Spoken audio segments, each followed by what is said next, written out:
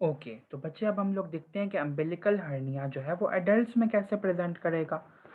सबसे पहली बात ये बच्चे काफ़ी सारी ऐसी कंडीशंस हैं जो कि इंट्रा एब्डोमिनल प्रेशर को इंक्रीज करती हैं और डिफरेंट स्टडीज़ की बेस पर डॉक्यूमेंट किया गया है कि ऐसी सारी कंडीशंस जो कि एंटीरियर एब्डोमिनल वॉल की थिनिंग को कंट्रीब्यूट करती हैं, they actually lead to the development of umbilical hernia. ठीक है, यहाँ पे अगर मैं आपको इमेजिनरी वे में ये लिनिया एल्बा और ये रेक्टस मसल शो करूं और ये बेसिकली आपका एब्डोमेन शो करूं ऐसे करके, तो आप ये देखें कि कौन सी ऐसी कंडीशंस हैं जो कि प्री डिस्पोज कर सकती हैं और लिनिया एल्बा को वीक कर सकती हैं। प्रेगनेंसी है सबसे पहले, ठीक है, इसके अलावा ओबेसिटी है। प्रेगनेंसी में आपने ये याद रखना है कि एक प्रेगनेंसी नहीं, बेसिकली मल्टी ग्रेविडा होना या काफ़ी दफ़ा प्रेग्नेंट होना। इसके अलावा बच्चे जो आपकी लिवर डिजीज़ है, ये प्री डिस्पोज कर सकती है आपके एब्डोमेन को एक्सपेंड करने में, जिसकी वजह से आपका लिनिया एल्बा कमज़ोर पड़ सकता है और अम्बिलिकस से आपका डिफेक्ट जो है वो निकल के सामने आ सकता है।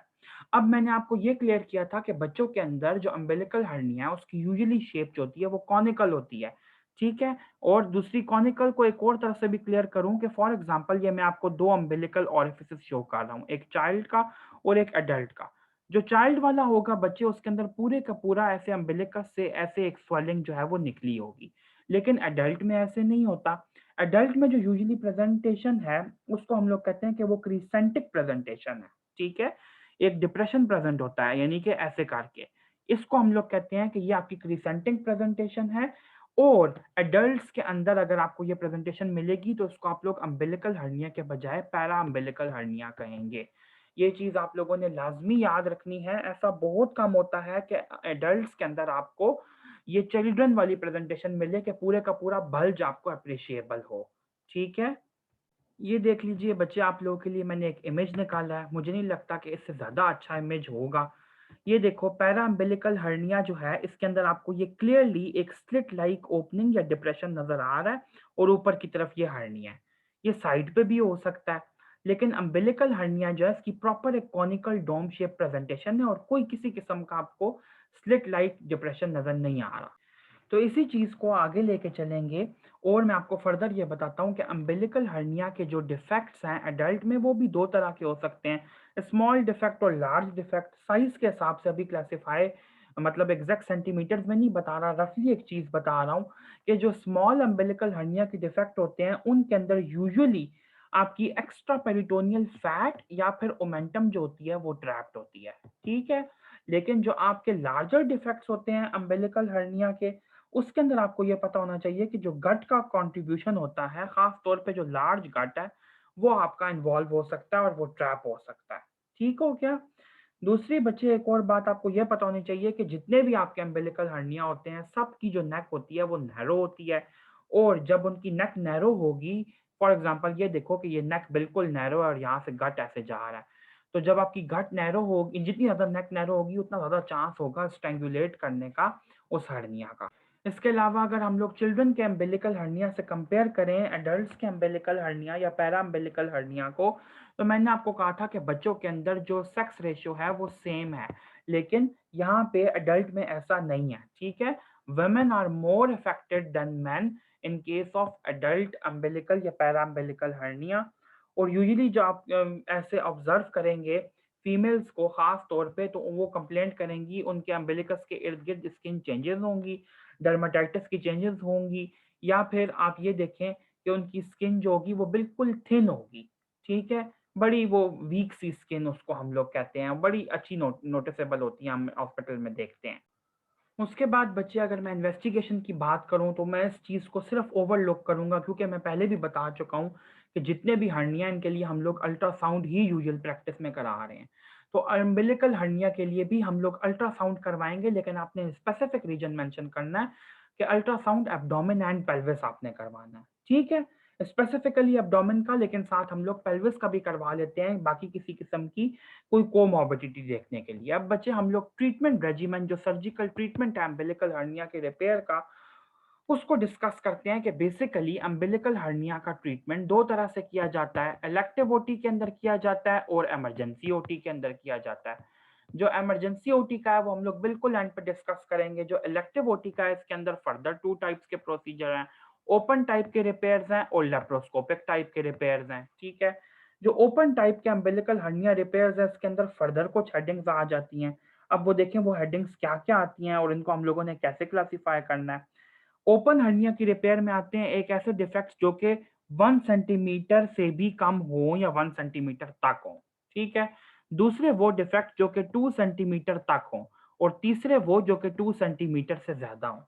तो ये डिफरेंट जो है आपकी हेडिंग्स मैं यहाँ पे बना रहा हूँ, आप लोगों ने अपने प्रॉफ के अंदर ऐसे ही आंसर बताना है और एग्ज़ामिनर को भी आप लोगों ने ऐसे ही बताना है, ठीक है?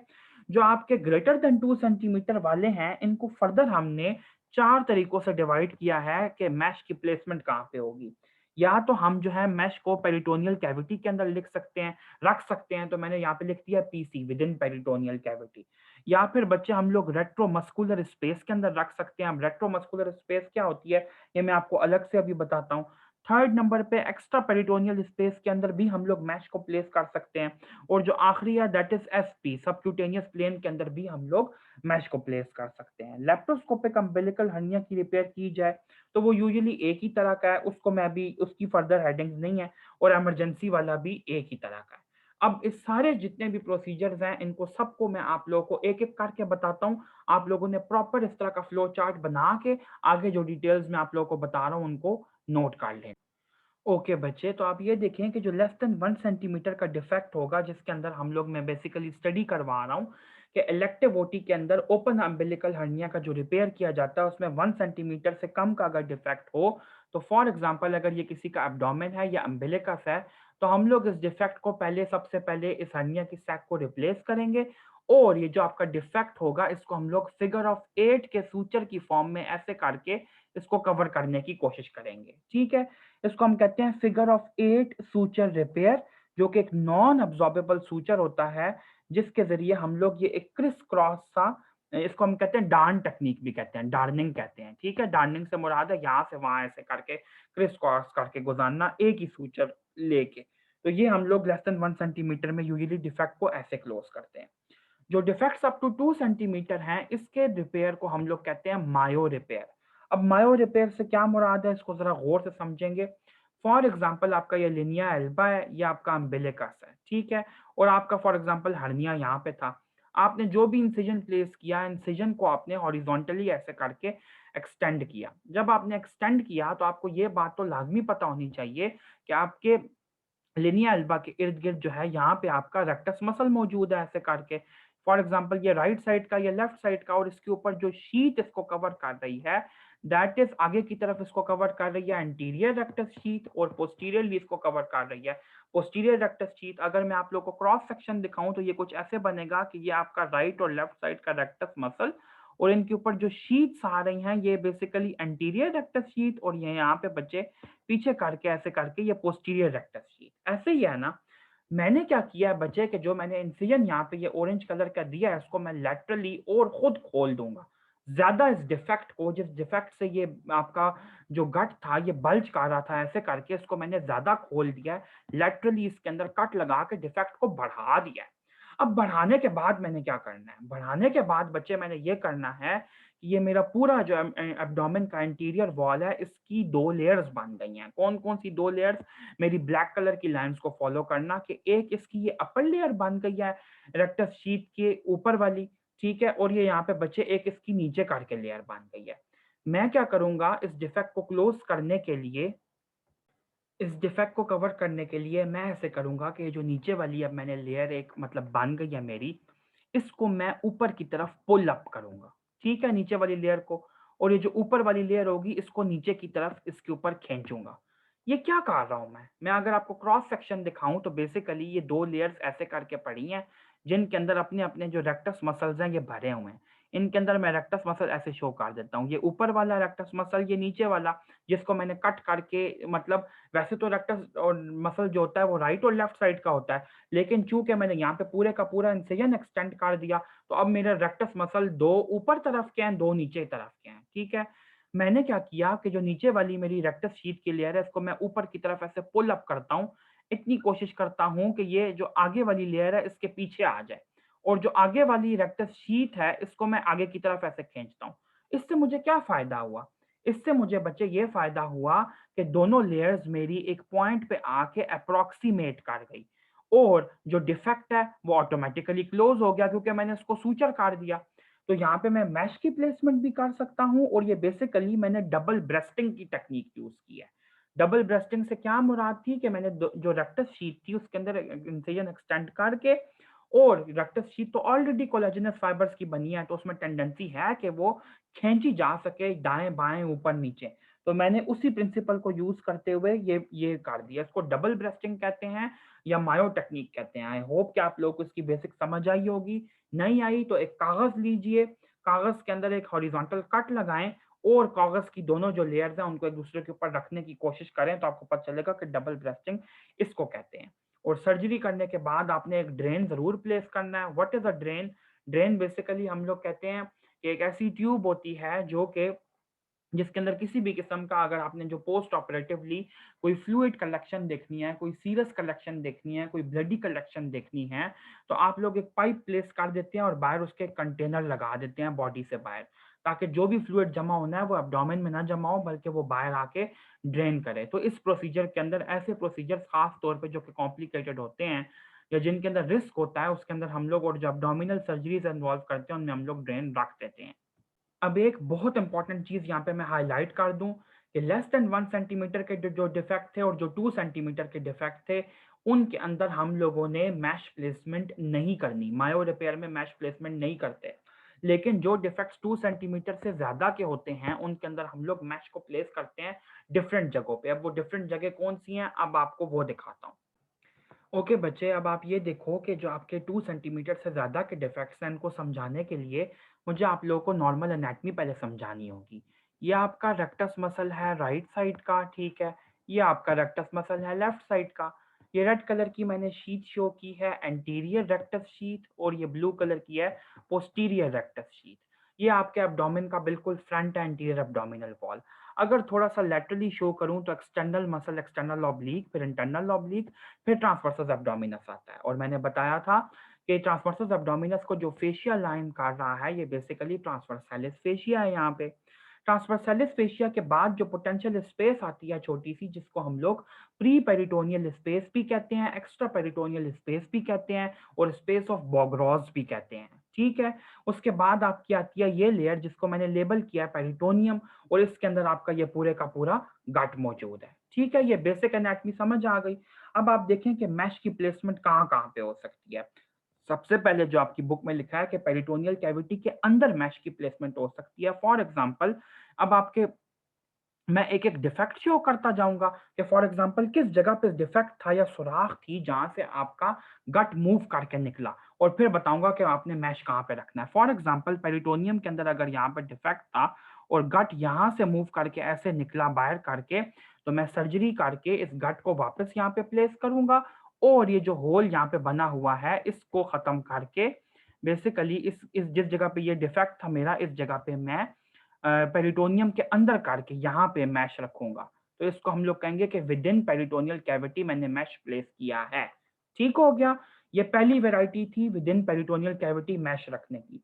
दूसरा मैश हम लोग कहाँ पे रख सकते हैं? दूसरा मैश ऐसे रख सकते हैं कि हम लोग आए और लिनिया एल्बा को यहाँ पे कट करें। लिनिया एल्बा को कट करने के बाद हम लोग लैटरली जाएं ऐसे और पोस्टीरियर रेक्टस शीट जो है इसको कट करें। यानी कि बेसिकली हम लोग रेक्टस मसल और पोस्टीरियर रेक्टस शीट के बीच में स्पेस क्रिएट करने की कोशिश करें जो कि यूजुअली इतनी नहीं होती, ठीक है। ये स्पेस क्रिएट करने से पहले हमें ये करना होगा कि दोनों साइडों की पोस्टीरियर रेक्टस जो शीटें होंगी इनको मिड लाइन में ऐसे आपस में जोड़ना होगा, ठीक है। ये यूजुअली जुड़ी नहीं होती बल्कि ये ऐसे करती हैं कि ऐसे दरमियान में आके मिल जाती हैं ऐसे करके। तो इनको हमको यहाँ पे कट लगा के आपस में स्ट्रेट ऐसे बनाना होगा। जब ये ऐसे जुड़ जाएंगी आपस में तो फिर हम लोग क्या करेंगे कि हम लोग यहाँ पे ये स्पेस क्रिएट हो जाएगी रेक्टस मसल के पीछे।